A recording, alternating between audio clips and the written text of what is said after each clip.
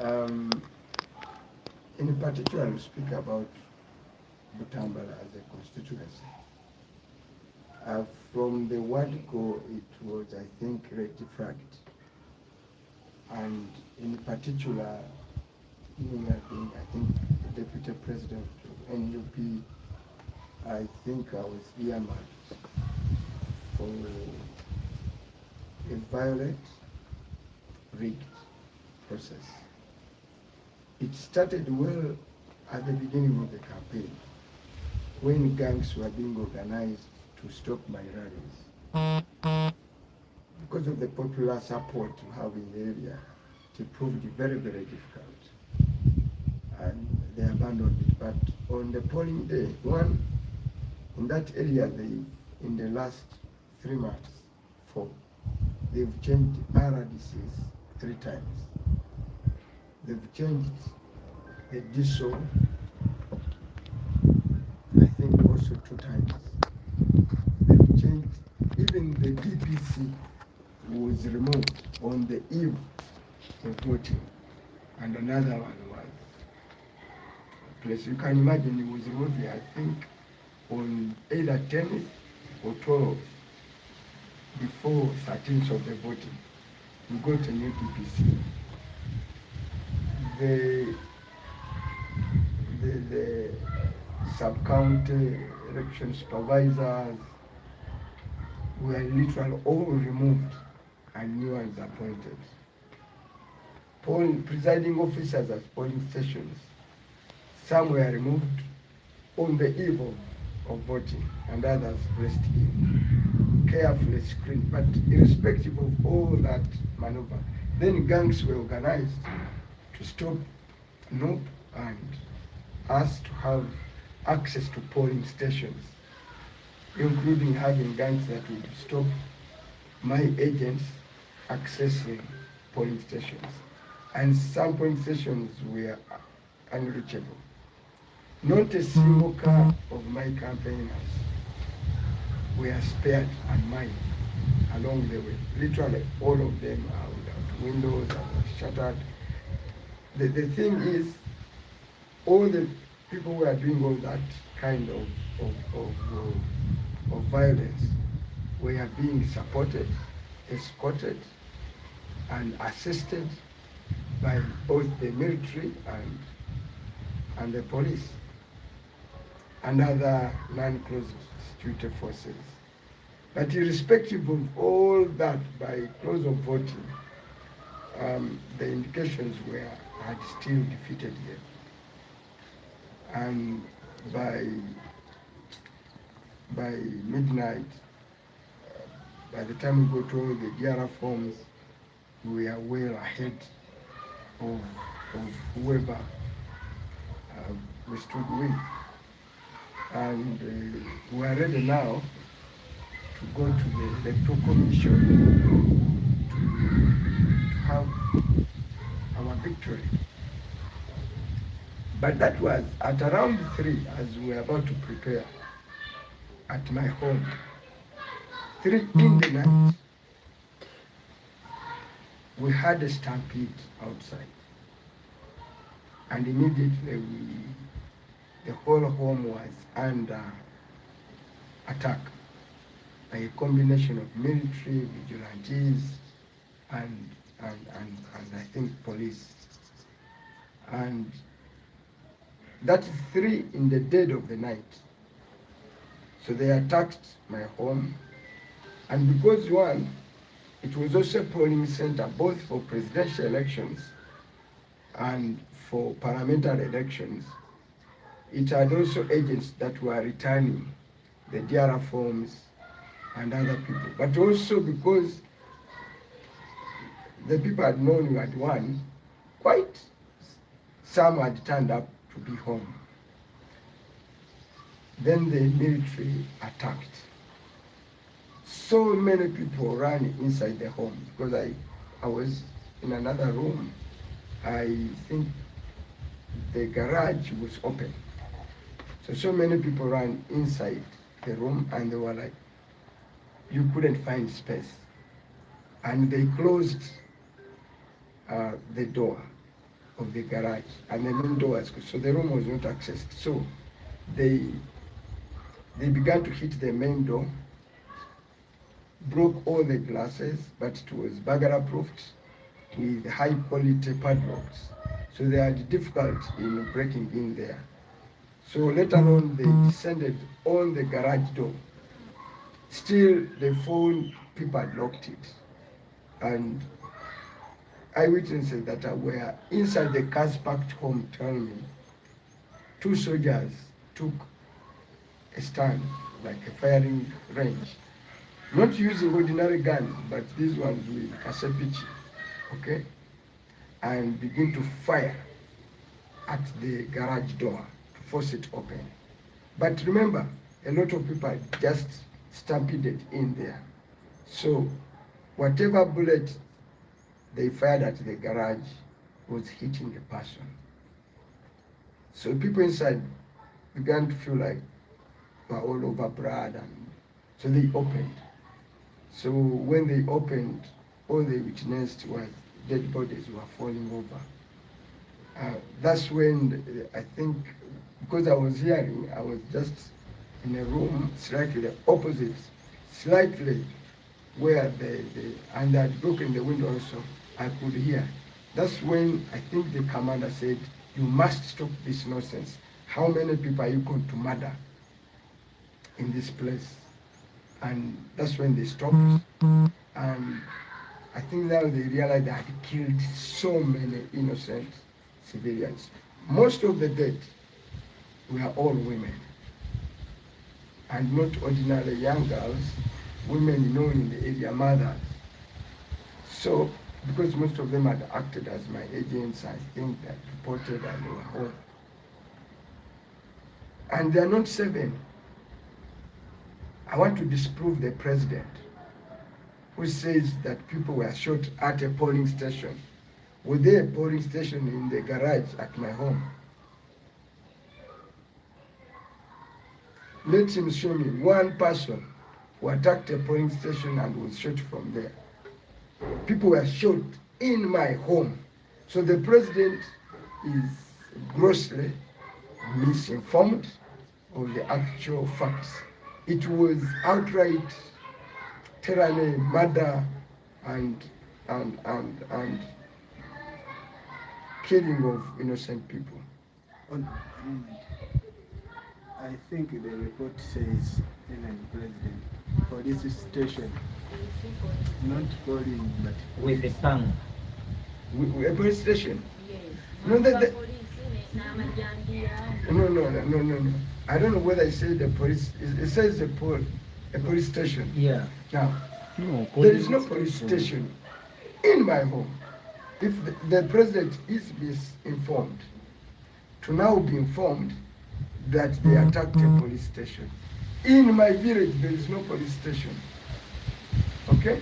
This happened in the Bugoye village, okay, at Gombe Parish, and Butambala County, okay, Gombe Town Council. The police station is in the town, 2 kilometers away from my home. Now, these people were shot inside the garage at my home. So the president is totally misinformed, totally out of for him to say that gangs attacked a police station. There were no police station that was attacked. It is the military that descended to people in my home, and these killings happened in a garage in my home. So there is no way you could say, and we are going to put him to shame, because in that place I have cameras. Not only cameras, there were people who recorded videos. That's why after killing all the people who are there, they did another firing and ensured that they retrieved every dead person and packed trucks and took them to Gombe Hospital. Even in Gombe Hospital, they feared that the community would gather there in the morning by 5, 6, they transferred all the people to to to to Mulago. By yesterday, I had participated in the burial of 6 of those that were killed. Hmm? All of them from the community there. Most of them, of the 6 we buried, 5 were women. So would you expect women, mothers, married women, to so how, to be the one participating in that kind of what he describes of an attack at a polling station? So this was outright terrorism by state agencies, and they were led by the deputy RDC. He was at the scene. The deputy RDC was at the scene of crime. To my amazement, yesterday was Saturday. Yeah. Something that happened on Thursday. Okay? It was yesterday when the investigating, I think, agency arrived to call out some kind of investigation. And I saw them measuring the distance from my home to the road that goes to the district. That's what they were trying to measure. And afterwards, then when we complained, that's when they came down home and saw the bullets and saw everything. And even when I think if I'd known, we have people picked these Bisosonkole, those things from the compound. So the president, for him to sit in State House, a fountain of honor, to really speak to a park of lies is very, very unfortunate. The thing is, they murdered innocent people, they killed them inside the house, and this evidence, I can encourage any of you, at least we have replaced the windows that were shattered because I have an old 90 mother that stays in the house. Okay, I wouldn't live in a house without glass, but I've not yet replaced the door of the garage. You can go there. The bullet shots where they passed are still there. Actually, the mattresses, because I had some mattresses at home that I was giving in the constituencies, so some of them are there, full of blood. You even see, because blood takes long, even if you come and grab. And what they did was to carry all of them. We have footage of soldiers carrying dead bodies. We also have a footage of 2 soldiers that were shot at the site. Therefore, for him to allege a terrorist act on me and on any of the people who are victims of state violence is extremely unfortunate and unbecoming of a head of state. Is he misinformed? Now, if he's misinformed to that level, then I wish say for the country that the president no longer gets a right briefing. Because as a president, you are the #1 consumer of intelligence, verified. Now, if he sits out there and he was addressing bishops, I've seen a number of clergy. I don't know the gathering, but I've seen a number of bishops. So before men of God, in a straight face, the president is lying. The thing is, government must account for all dead people that were killed in that election.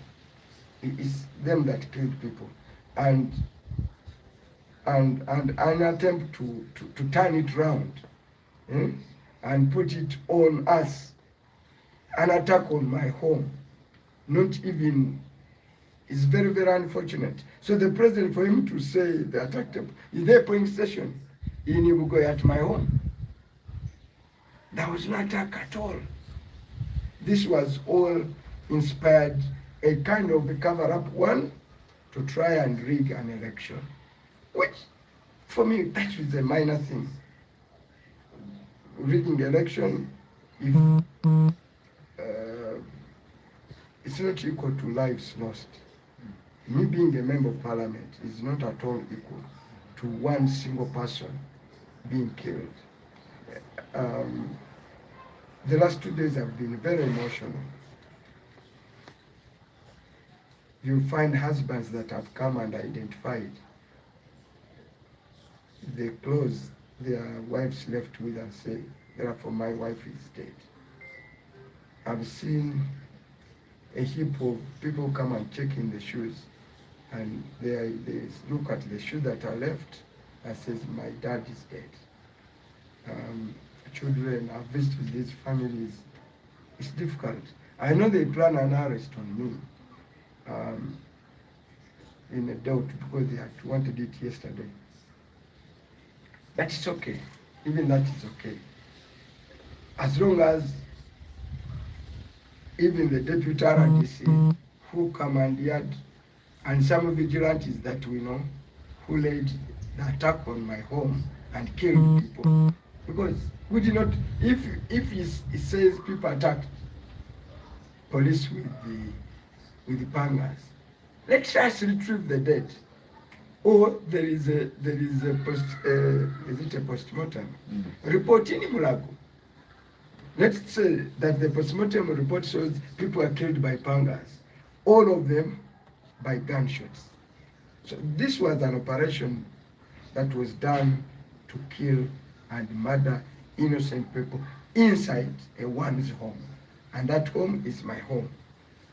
It's very, very unfortunate. You cannot even think about the outcome of an election when you are thinking about, yesterday I was like, you see young children, because these are not very old people. Their children are like 7, 10, You see them dead, it's very sad. Honorable, what's the exact number of people who were killed in that saga? No. I think we did a count. Our first count was 10. That's why there is a report that in the crossfire, they've been shot soldiers, 2. Okay? Because this man who was firing with that cassette picture, I'm not a military person, was firing for whoever. And by that time, some security operatives were already trying to force doors to open. So they shot 2. And they should account for even 2 servicemen that they shot. I have a recording of dead bodies being lifted from home. And I think those of you who are on the social media, you have already seen a video. Some media houses that came early that day found a pool of blood, they found, they've seen the garage, they've been there. So let the security walk us to the scene of crime, where these people were killed. And if it is near a police station, I would simply put a ping on myself and walk myself to prison. I will not even allow a court process. So what's the next step? For that, we have heard President Museveni talked about Butambala saga only, but we knew that in various places people they have died. You as a leader, what do you talk about it? Well, I don't want to speak like Museveni on facts that I've not yet mastered very well. You would see how sad that situation has been. I've been too busy but I've spoken to friends that have reported various deaths from across the country. This was not an election. It was something else. Gangs of people commanded by security forces. I saw Nandara Mafabi, a presidential candidate, thoroughly beaten. And sometimes it's so funny, even the allies were not spared. So I saw people in Masaka crying. So my view is that it's the whole sad. So for the president now to simply come and mention out Butambala, well, it is horrible for 10 people to die. in one home. You can imagine the trauma of an old woman, how he's feeling when 10 people died. Even some of us who saw it happen in real terms. One of my wife was telling me this was like a film, okay, from Hollywood. The scene was like from Hollywood. It was terrible. So we condemn it in totality. But now for the president to be callous and package it before religious leaders and tell a pack of lies is extremely unfortunate. Those people, they were your supporters, and what's your message to their families? What message can you have? It's beyond what I'm also trying to compose myself and have a proper message to them. But during the burial, you can only comfort them. Good enough, I come from a deeply